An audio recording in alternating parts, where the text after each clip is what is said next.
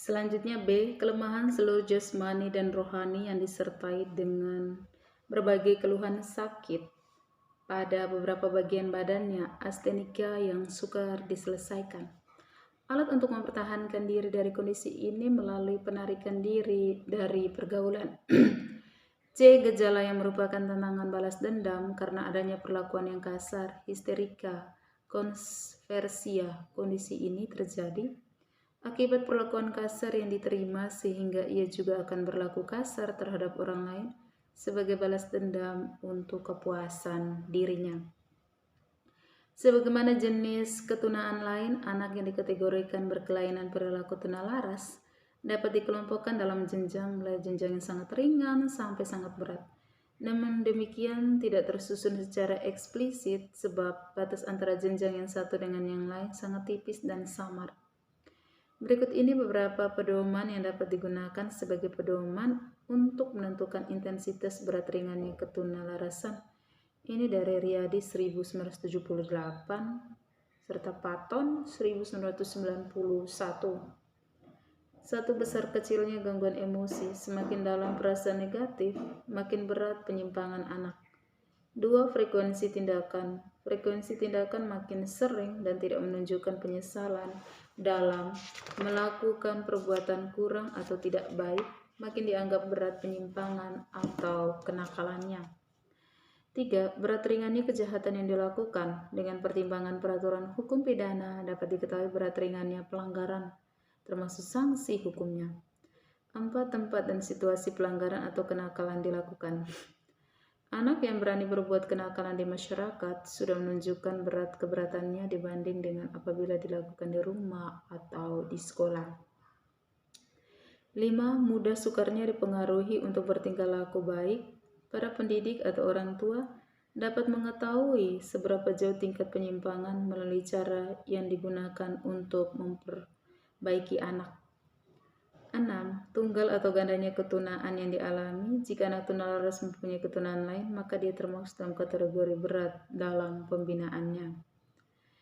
Penggunaan kriteria di atas sekaligus dapat digunakan sebagai pedoman pelaksanaan penerapan pemisahan untuk keperluan pembinaan atau pendidikannya.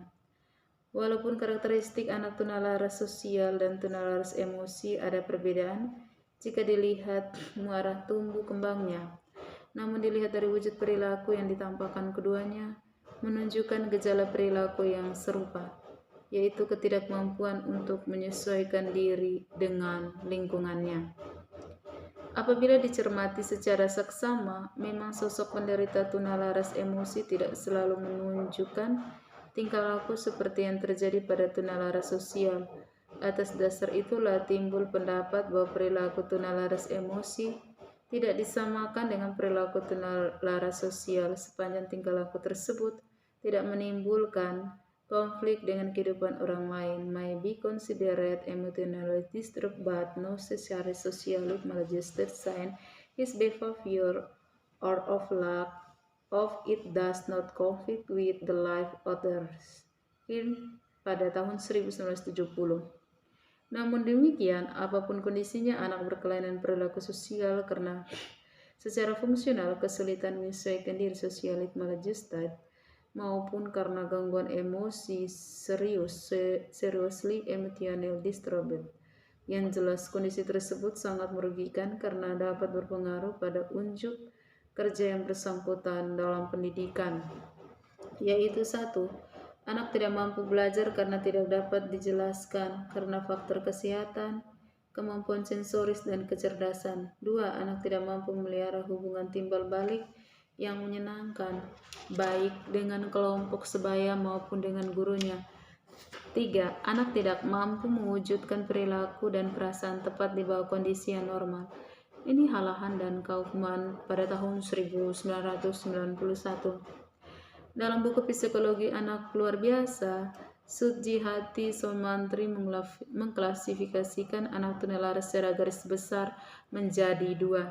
1. Anak yang mengalami kesukaran dalam menyesuaikan diri dengan lingkungan sosial, dan 2. Anak yang mengalami gangguan emosi. Tiap jenis anak tersebut dapat dibagi lagi sesuai dengan besar dan ringannya kelainan yang dialaminya. Di sini William N. Cruikshank pada tahun 1975 mengemukakan bahwa mereka yang mengalami hambatan sosial dapat diklasifikasikan ke dalam kategori berikut. Yang pertama, the semi-socialized child. Anak termasuk kelompok ini adalah yang dapat mengadakan hubungan sosial tetapi terbatas dalam lingkungan tertentu, misalnya keluarga dan kelompoknya. Keadaan ini terjadi pada anak yang datang dari lingkungan yang menganut norma-norma tersendiri, yang mana norma tersebut bertentangan dengan norma yang berlaku dalam masyarakat. Di lingkungan sekolah, karena perilaku mereka sudah diarahkan oleh kelompoknya, maka seringkali menunjukkan perilaku memberontak karena tidak mau terikat pada peraturan di luar kelompoknya. Dengan demikian, anak selalu merasakan ada suatu masalah dengan lingkungan di luar kelompoknya. 2. Children are tested at a primitive level of socialization. Anak dalam kelompok ini dalam perkembangan sosialnya berhenti pada level atau tingkatan yang rendah. Mereka adalah anak yang tidak pernah mendapat bimbingan ke arah sikap sosial dan terlantar dari pendidikan, sehingga ia melakukan apa saja yang dikehendakinya. Hal ini disebabkan oleh tidak adanya perhatian dari orang tua yang berakibat pada perilaku anak ini dikuasai oleh dorongan nafsu saja. Meskipun demikian, mereka masih dapat memberikan respon pada perlakuan yang ramah. 3. Children with minimum socialization capacity.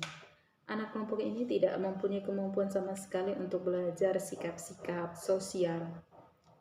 Ini disebabkan oleh pembawaan atau kelainan, atau anak tidak pernah mengenal hubungan kasih sayang, sehingga anak pada golongan ini bersikap apatis dan egois.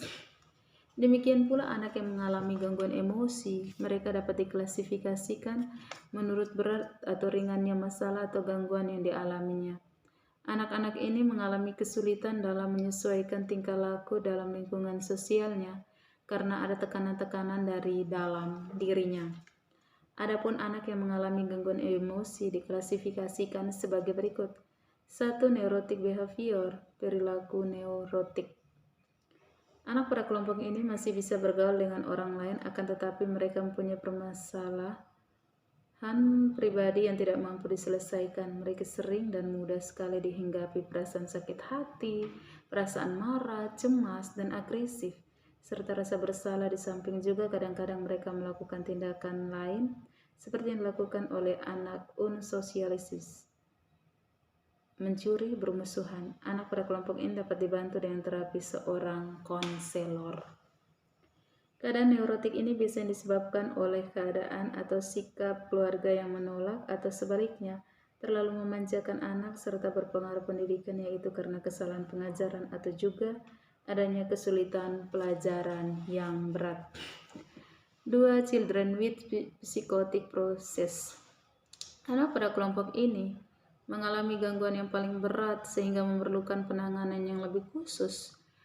Mereka sudah menyimpang dari kehidupan yang nyata sehingga tidak memiliki kesadaran diri serta tidak memiliki identitas diri. Adanya ketidaksadaran ini disebabkan oleh gangguan pada sistem saraf sebagai akibat dari keracunan, misalnya minuman keras dan obat-obatan.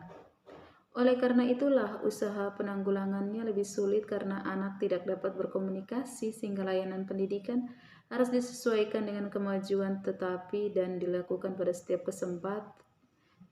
kesempatan yang memungkinkan. Kiranya jelas bahwa kelompok neurotik anak mengalami gangguan yang sifatnya fungsional, sedangkan pada kelompok psikotis di samping mengalami gangguan fungsional, anak juga mengalami gangguan yang sifatnya organis. Oleh karena itu, anak-anak yang termasuk kelompok psikotis kadang-kadang memerlukan perawatan medis. Berdasarkan jenis gangguan atau hambatan yang dialami anak tunalaras dapat diklasifikasikan sebagai berikut. 1. Gangguan emosi. Anak tunalaras yang mengalami hambatan atau gangguan emosi terwujud dalam 3 jenis perbuatan, yaitu senang, sedih, lambat, cepat marah, dan refleks tertekan. Secara umum, emosinya menunjukkan sedih, cepat tersinggung atau marah, rasa tertekan, dan merasa cemas. Gangguan atau hambatan terutama tertuju pada keadaan dalam dirinya, macam-macam gejala hambatan emosi yaitu gentar, yaitu suka reaksi terhadap suatu ancaman yang tidak disadari, misalnya ketakutan yang kurang jelas objeknya. 2. Takut, yaitu reaksi kurang senang terhadap macam benda, makhluk, keadaan, atau waktu tertentu. Pada umumnya anak merasa takut terhadap hantu, monyet, tengkorak, dan sebagainya. C. Gugup atau nervous, yaitu rasa cemas yang tampak dalam perbuatan-perbuatan aneh. Gerakan pada mulut seperti menyodot jari, gigit jari, dan menjulurkan lidah. Gerakan aneh sekitar hidung seperti mencungkil hidung, mengusap-ngusap, atau menghisutkan hidung. Gerakan sekitar jari seperti mencungkil kuku, melilit-lilit tangan, atau mengepalkan jari. Gerakan sekitar rambut seperti mengusap-ngusap rambut, mencabuti, atau mencakar rambut. Demikian pula gerakan-gerakan seperti menggosok-gosok, mengedip-ngedip mata, dan mengerinyitkan muka, dan sebagainya. D. Sikap iri hati yang selalu merasa kurang senang apabila orang lain memperoleh keuntungan dan kebahagiaan. E. Perusak, yaitu memperlakukan benda-benda di sekitarnya menjadi hancur dan tidak berfungsi. F. Malu, yaitu sikap yang kurang matang dalam menghadapi tuntunan kehidupan. Mereka kurang berang menghadapi kenyataan pergaulan. G. Rendah diri, yaitu sering minder yang mengakibatkan tindakan yang melanggar hukum karena perasaan tertekan. 2. Gangguan sosial. Anak ini mengalami gangguan atau merasa kurang senang menghadapi pergaulan. Mereka tidak dapat menyesuaikan diri dengan tuntutan hidup bergaul. Gejala-gejala perbuatan itu adalah seperti sikap bermusuhan, agresif, bercakap kasar, menyakiti hati orang lain, keras kepala, menentang, menghina orang lain, berkelahi, merusak milik orang lain, dan sebagainya. Perbuatan mereka terutama sangat mengganggu ketentraman dan kebahagiaan orang lain. Beberapa data tentang anak tunalaras dengan gangguan sosial antara lain adalah: A. Mereka datang dari keluarga pecah, broken home, atau yang sering kena marah karena kurang diterima oleh keluarganya. Nah, ini kita bisa melihat banyak sekali kalau anak tunalaras itu pemicunya pertama dari keluarga inti atau keluarganya itu terpecah, yaitu broken home. Jadi bisa dikatakan di sini mereka sering kena marah. Ini juga bisa berakibat fatal bagi kehidupannya, sehingga cenderung ia melakukan hal-hal yang tidak sesuai dengan norma yang berlaku di lingkungan sekitarnya. B. Biasa dari kelas sosial rendah berdasarkan kelas-kelas sosial. Ini juga terkadang orang yang berasal dari keluarga yang kurang mampu bisa merasa minder. C. Anak yang mengalami konflik kebudayaan, yaitu perbedaan pandangan hidup antara kehidupan sekolah dan kebiasaan pada keluarga. Lagi-lagi yang ditujukan adalah fokusnya yang paling inti adalah dari dalam keluarganya. D. Anak berkecerdasan rendah atau yang kurang dapat mengikuti kemajuan pelajaran sekolah. E. Pengaruh dari kawan sekelompok yang tingkah lakunya bercela dalam masyarakat. F. Dari keluarga miskin. G.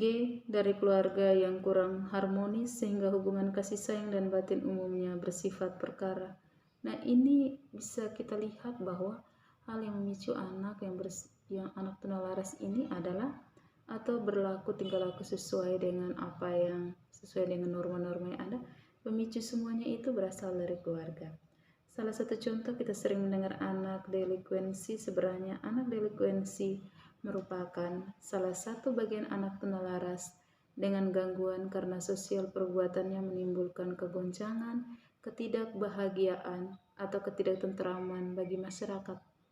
Perbuatannya termasuk pelanggaran hukum seperti perbuatan mencuri, menipu, menganiaya, membunuh, mengeroyok, menodong, mengisap ganja, anak kecanduan narkotika, dan sebagainya.